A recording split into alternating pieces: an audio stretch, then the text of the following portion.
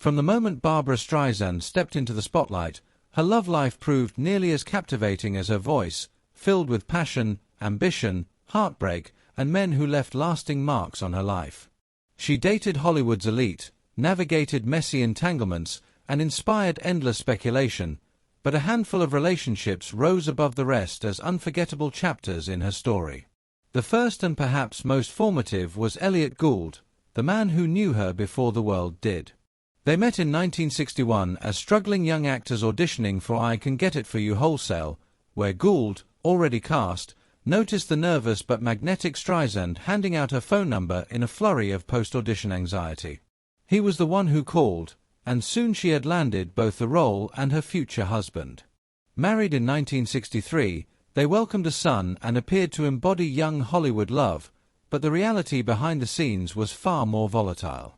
As Streisand's career exploded, Grammy wins, Funny Girl, an Oscar by 1968, Gould found himself increasingly eclipsed, labeled Mr. Streisand, a title he admitted deeply wounded him. He later described their marriage as exhilarating and painful all at once, a bath of lava, while Streisand acknowledged how difficult marriage becomes when two people are intensely self-focused. Rumors of affairs, career pressures, and emotional imbalance widened the cracks until they separated in 1969 and divorced in 1971, though mutual respect and love never fully disappeared. After Gould came John Peters, the unlikely hairdresser-turned-producer who became her most chaotic collaborator. Their meeting felt cinematic, his obsession with cutting her hair, her search for the perfect look, a late arrival that nearly sent him storming out until one glance changed everything. Their bond quickly evolved into both romance and partnership, culminating in A Star Is Born, a cultural phenomenon fueled by passion, obsession, and creative synergy. Yet their fiery dynamic, constant clashes, separate homes built out of stubbornness, and Streisand's all-consuming devotion to Yentl eventually burned itself out.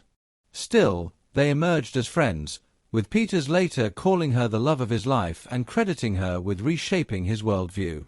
Don Johnson followed, a lighter, playful romance marked by spontaneity and escape, from Aspen getaways to boxing matches, until emotional distance, insecurity over their duet Till I Loved You, and a lack of honesty ended what Streisand remembered fondly as pure fun. Then came Pierre Trudeau, perhaps the most intriguing what-if of her life. Their meeting at a London gala in 1969 paired Hollywood royalty with political rock stardom, sparking a romance fueled by intellect, glamour, and possibility.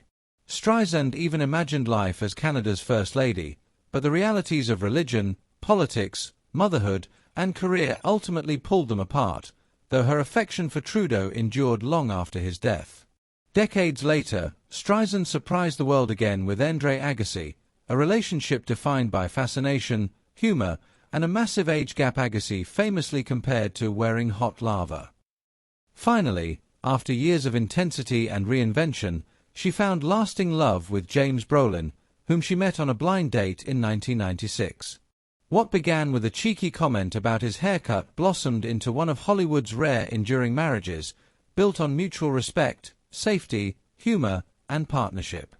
In her later reflections, Streisand admitted she met Brolin only after learning to be fully content on her own, realizing that happiness with someone else begins with happiness within yourself. Looking back, Streisand's love life was never simple, but it was deeply human, marked by passion, ambition, vulnerability, and growth. Each man played a role in shaping her journey, but together they tell the story of a woman who loved fiercely, lived boldly, and never apologized for wanting both greatness and connection.